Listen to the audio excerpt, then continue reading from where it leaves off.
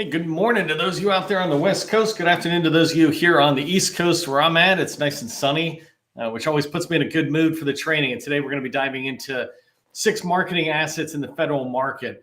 But before we do, I wanted to give a quick tip for those of you showing up early and on time. I really appreciate you doing that. So I try to give a unique tip in addition to the training. And today I want to just quickly give you a tip about end of the year spending. As we go through the next 8 weeks or whatever it is towards the end of the year of this fiscal year spending activity, there's going to be a lot of unplanned spending. And I just wanted to explain that I'll be talking about that, but there's 2 types of end of the year spending that happens. One is this free for all when there's a lot what we call unplanned spending, right? It's just pretty much it's the luck of the draw of winning contracts in there. If you can do the work, they might award you the contract kind of thing. There's that type of end of the year spending, and it absolutely happens. And I'm actually going to be talking a lot more in the few weeks about that. But there's the true end of the year spending that you want to plan out so you don't just leave your success up to luck. Is you work with program offices, et cetera, to make sure they have a solid need that you can solve, that you've been talking to them, and they have a solid requirement they want. It's just not funded. And the idea is that kind of opportunity, as it goes forward and it gets closer to the end of the year, an agency might look around and say, hey, who's got any unfunded requirements that you'd like to get funded? We've got some end of the year money that we're going to spend.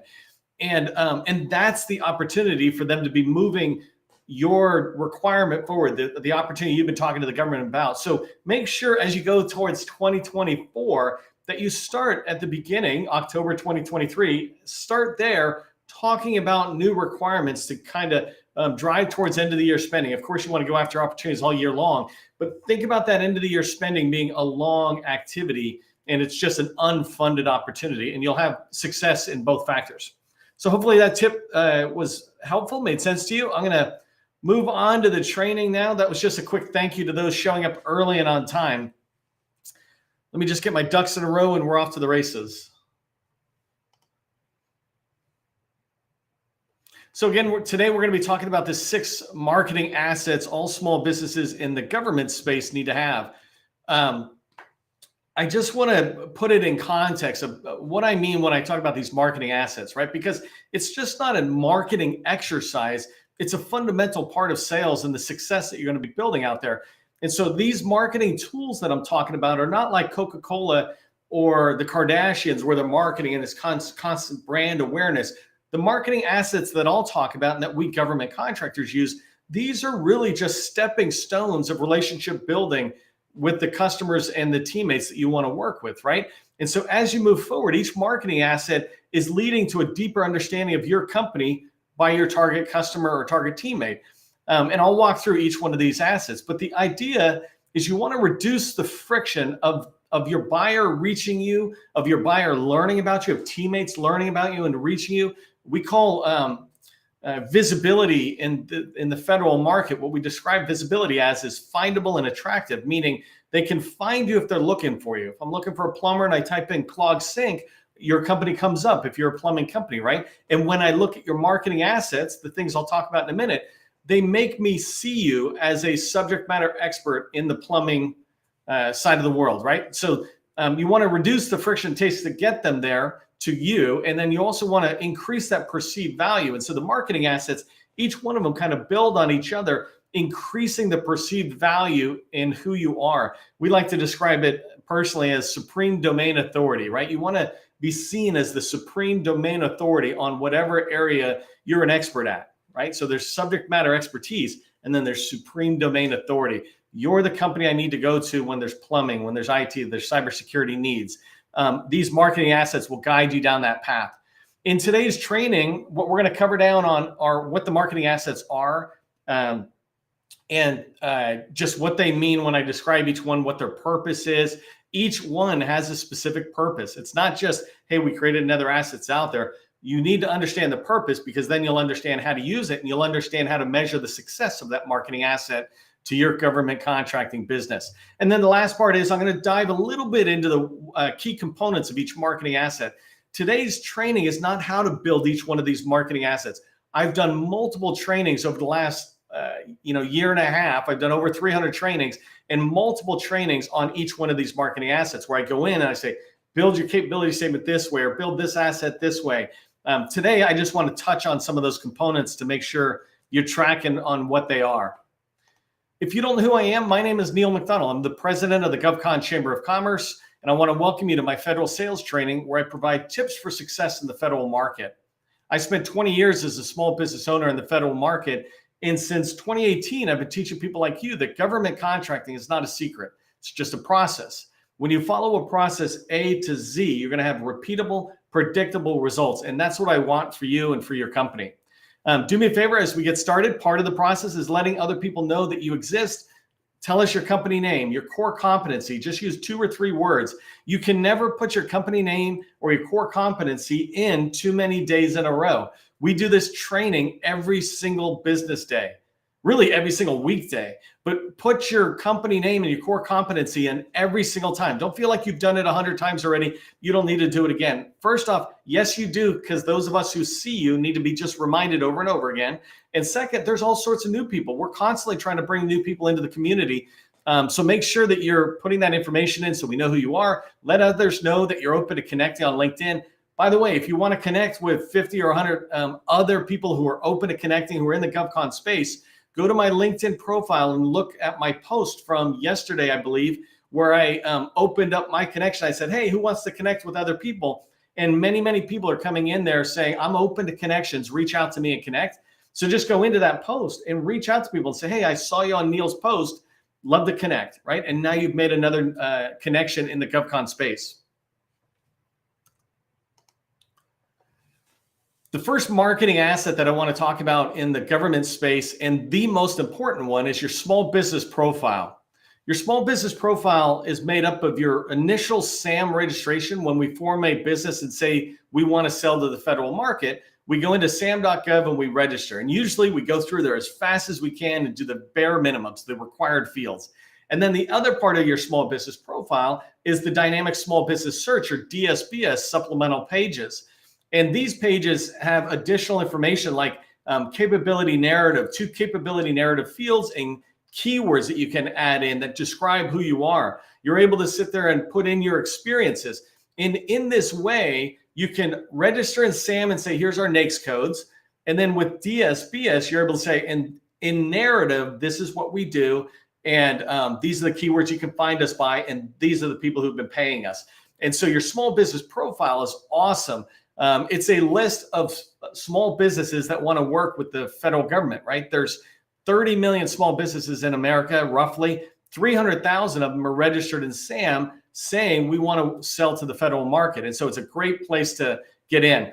So to update or to make changes to your SAM data, go into sam.gov, and to make changes for DSBS, it has changed since a few months ago. It is now going into connect.sba.gov. When you go into connect.sba.gov, you register, you're using your typical login.gov registration, and then up in the top menu, it'll say access, request access. And when you request access, you'll see something that says request access to DSBS. Just click on those links. A couple of days later, you'll have access to DSBS supplemental pages, and you can update those. And then if you want to see what your profile currently looks like to the federal buyers, just go to dsbs.sba.gov, go down to the bottom, and you'll see a search area for your cage code, your UEI, or your company name. Put it in and see what you look like. And for the fun of it, put your most important keyword in and see what result you come up as. But that's at dsbs.sba.gov. So that's what your profile is. Let me tell you why it is so important, or what the purpose of it is. And it really is just to maximize your visibility. I said visibility is about being findable and attractive to the buyer. Findable is that idea of the keywords that they're searching for: cybersecurity or information security or risk management framework. All these are kind of related, right? If they search for companies like that, then you want to come up. And so you want to be using the right keywords and the right narrative to maximize your visibility. When you come up and you look attractive to the federal buyer, meaning if they searched on cybersecurity and you look like you're saying we do cybersecurity, then you're going to get invited to the party. You're going to get invited to come in and talk to the government about what you're doing. Maybe they're shaping requirements and they're just trying to engage industry. Maybe they're looking for bids, a few bidders, so you get invited to that. Maybe it's teammates looking to build out a team. As you go forward, and you're in DSBS and SAM with your small business profile being strong, you're going to find yourself getting invited to the party and more parties, right? And parties are fun, especially in the federal space. Something to keep in mind too about this purpose is that there's hundreds of thousands of federal buyers. You can't possibly knock on every door out there. And so you want to make sure you're somewhere, and that is the small business profile. You want to be somewhere where buyers are going to look for companies like yours. In the Department of Defense, there's 185,000 acquisition people alone. That's one department out of many within the federal market, right? And so hundreds of thousands of federal buyers, and then certainly hundreds of thousands of small and large businesses who are constantly looking for teaming partners and people who can shore up their team as they go after bigger and bigger opportunities, et cetera. And so you want to be part of that. The biggest problem I find with the small business profiles is that small businesses are virtually invisible in there. You're either invisible because you don't have your data. For example, one of the most important fields is capability narrative. That's the answer to what do you do, right? And so if somebody searches for cybersecurity and you show up, but your capability narrative is blank or basically blank, then you're invisible to the buyer because they just swipe left and say, no, I don't want you, and I'm keeping you to the right. Right? There's other reasons that you're invisible. So go watch my training on your small business profile, your DSBS profile, and you'll find how you can make changes very, very fast that'll increase your visibility with the buyer, reducing the friction of them finding you, right? The second marketing asset every small business government contractor needs to have is a capability statement. The capability statements, the difference here is if your small business profile is to get you found, right? The capability statement is to get you in the door, to get a meeting. That's the whole purpose of the capability statement. I write here that a capability statement is not to inform the other person. And the reason I say that is because I don't want you putting a lot of words on there. You just want enough words, enough content on there that you are invited to have a conversation with them. You're invited to come to a meeting. You want them to say, well, tell me more, right? But if there's too much on there, they're not going to be able to consume it. We don't consume a lot of data anymore. We used to read ebooks and white papers and consume that stuff. We don't do it anymore. Now we do TikTok, except for those of us in the government contracting space don't do TikTok. But now we do TikTok, right? Like 15, 30-second videos. We want something really fast. Well, a capability statement, since its only purpose is to get you in the door, then you want to configure it in a way that they can understand who you are as fast as possible and either reject or accept you. And rejection's not a bad thing, right? If they're only doing construction and you're an IT firm, then why would they want to talk to you and why would you want to talk to them? You guys want to know that faster, not longer. The quick example there. So let me talk about the key components. You can already see if you're watching the video what I mean when I say it should have a Z format. You can see it goes from the top left over to the top right, and then from the top right down to the bottom left, and from the bottom left over to the bottom right. This Z format is how we read sentences. If you look at this sentence I have here, BD in the box helps customers implement enterprise IT modernization strategies, including transitioning. We go to the end of the sentence, come back to the beginning. Go to the end of the sentence and come back. That's a Z format. So your capability statement is just stretching the Z. And the idea of the Z format is it helps people be able to understand your company in 6 seconds or less. That's how fast they need to be able to read and understand what it is you do. If it takes longer, then they get distracted. Anything can happen. They begin to get bored with it. But the minute they can see it and reject you, or see it and accept you, or see it and help you meet somebody else, then that capability statement has done its job. It's done its purpose. And so just really quickly, as you see the Z format, I just want to kind of show you a couple of things. Going across the top, right? The header of your capability statement, get rid of all these fancy pictures and everything, right? You can have a little bit of a background, but those things distract from the message. And so right here, the message I'm trying to send is, and you can't see it because it's under the red line of the Z, but I have my capability in UEI. They instantly know I'm registered in SAM because I have a cage number and a UEI number. Okay, this company's registered in SAM, right? They see my logo, so they know the name of my company. They come across and they see my tags. We always talk about don't lead with your tags. Don't go in and say, oh, I'm an 8A firm. But put that 8A logo in the top right of your capability statement. Now the paper is screaming out that you're a service disabled veteran-owned business or an 8A firm, right? So those logos go in the top right. those are vital because they tell a person something very fast, less than 1 second. They come across and they go, oh, they're in SAM. Oh, 8A, they must be even more mature because you had to prove some experience to even get an 8A certification, right? So there's these levels of subliminal input to the person who's reading it that communicates about your organization's maturity to them. They want to keep reading. I put in here a couple of contracting vehicles at the top, just a couple. And all it's doing is telling them, hey, this is my company. We're registered. We're an 8A, and you can reach us with this contracting vehicle, right? If you're at an earlier stage, it's okay if you don't have it, but you put what you have in that sense. And then coming down this format on the Z, the very next thing you want to show them as you come off the header and you just said, hey, this is who we are. Now you're saying the core competencies. This is what we sell. That you want them to look and go, oh, I get it. Data analytics, enterprise architecture, got it. And they see the core competencies. They keep going down in that Z format to the bottom. The next bottom quadrant they'll see is past performance.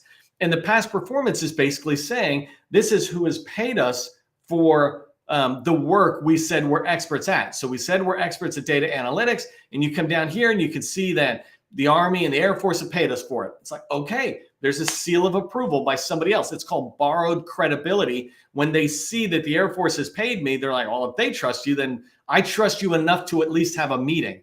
And then coming across to the right, it's differentiators. And remember, if you're brand new, you're really not going to have that many differentiators. But as you start growing, you'll have certain ones. For example, CMMI level 3 or ISO. Those are true differentiators from your competitors. They might not be differentiators on a particular opportunity, but from an organizational standpoint, they just learned a little bit about us and where we're registered, what we sell, who's bought it from us, and that we're mature enough to have gotten a couple of certifications. You'll notice at the very bottom is where I put the NAICS codes, where I put the contact information. No one cares about that stuff until they care about what is on here, right? So they want to see basically what do you sell and who's bought it from you. Then they might want to contact you. And that's why you want to push that type of information down to the bottom. It's still here. It's still very valuable, but it's not the first thing they need to see. 2 other points I just want to make on the capability statement, and I'll move on because I got 4 more after this. My rule of thumb for this is 14-point font. Don't use any size lower than 14-point font on your capability statement, and you'll be doing okay. And I know there's people who are going to go, oh, that's too hard. I got too much I'm selling. Then you don't understand how this is working. The purpose is to get them to see it right away, right? We do Microsoft 365 services, SharePoint, Power Platform. These are words. If you understand your top keywords related to what you sell, well, those are the same things they probably were searching on. And you can put a lot of information on a page with 14-point font, but you made it so much easier for them to read. You reduced the friction in them reading your capability statement. The last thing is capability statements are PDFs. In the top left side of Adobe Acrobat, go up to the File menu, go down to Properties. That Properties area is called metadata. It's file properties or metadata. You want to go in there and put some of the key information that you have, and go watch my training on the capability statement, and I tell you what and how to do it. But the reason you do that is because if you fill in that information, your capability statement will come up higher than your competitor. So watch my whole training on why that matters.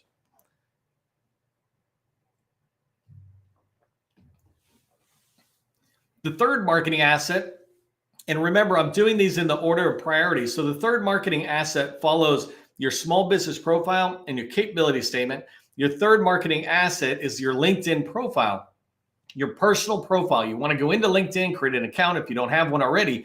But when you have an account, it's establishing credibility. It's confirming that you are who you say you are. If you reach out to me, I get this often when somebody reaches out, they want to connect or get my advice or whatever. I go quickly look on LinkedIn. Who are you? Like, what have you been doing? And I get scared when I see nothing in there. I'm like, well, I don't know if you're real, not real, et cetera. And so when you fill out your LinkedIn personal profile, and it doesn't have to be overly complicated, there's something called minimal viable product. You do the minimum amount to make it a viable way of communicating who you are and confirming who you are. So for example, if you look at me, it shows the Army, it shows a couple of jobs, it shows my last companies I had, it shows the GovCon chamber. The other thing is the LinkedIn personal profile is this start for people on the journey of them knowing you in order to like and trust you. People buy from those they know, like, and trust. And so LinkedIn is helping them get to know you as they go down that path of liking and trusting you. So some key components on LinkedIn. And remember, I've got training for every one of these marketing assets individually. You can go back and watch the replays. But some key components, there's a lot of information on LinkedIn, but these are the 5 that I really want to make sure you're tracking on. Excuse me. The first one is your name. The most important thing about your name is it should just be your first and last name. LinkedIn talks about this and they advise it, but also I've seen people with a lot of characters after their name, and it makes it really hard to read in other places. Sometimes LinkedIn puts over on the right-hand side, hey, I see you looking at Neil McDonald. Other people who looked at Neil also looked at these other people, like let's say Gus Phelps. But if it says Gus Phelps, a really good guy from the GovCon Chamber of Commerce who has been around for a while, blah, blah, blah, it's like it crowds it because LinkedIn doesn't leave enough characters available. So when I tell you get rid of your PhD, for example, or long language, it's not because I'm trying to be difficult. I'm saying because your name doesn't display correctly in other areas. The second thing is if you go by Jim, don't use James. I just sent an email to Thomas, this guy Thomas, and when I hit send, I was like, oh my God, I know this guy. He goes by Tom. And it drove me nuts because everything about his name, he says Thomas, but when you talk to him, he's Tom. I'm like, come on. Unless you're in a legal document, just change it to Tom or Jim if you're James and Thomas, right? So use that common name that you like people to call you. It removes the friction between our relationship. The second thing is your headline. This headline typically for most people says CEO and president and founder of such and such, or business developer capture manager. Change it to what you do. We help federal agencies with data analytics or something. Like there's a whole training that I do on how to write good headlines, but make the headline be something that says, hey, this is how we can help you. We do this to help these people in order to achieve this result. When you do that all throughout LinkedIn, when people see your name, they'll also see how you can help them. They won't see your job title. Your job title is what they see down below in your profile. The next thing is your banner. Most times people see your name and your headline somewhere else, and they come to your profile, and the first new thing they see is your banner. And so make your banner reflect your company. Right? It can look pretty decent. A couple of keywords up there, a little message, whatever it is. Just do something with your banner other than leave it blank.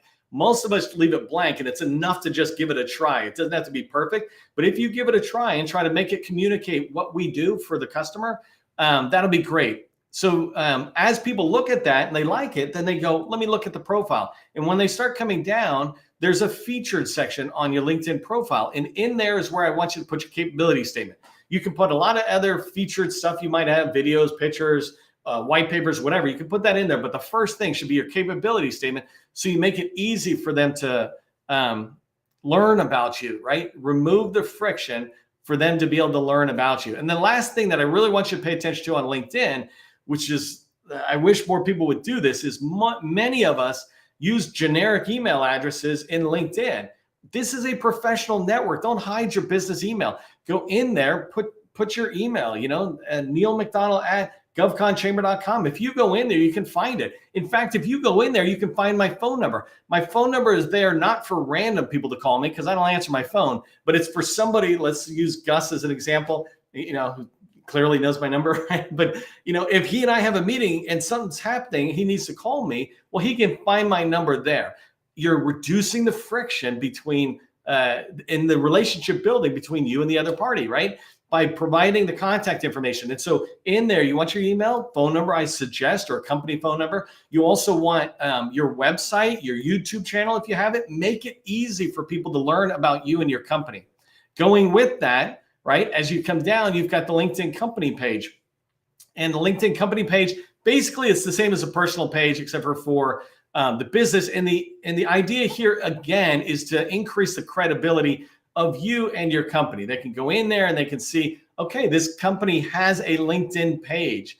There is some content. When you create a LinkedIn page, you use your company logo.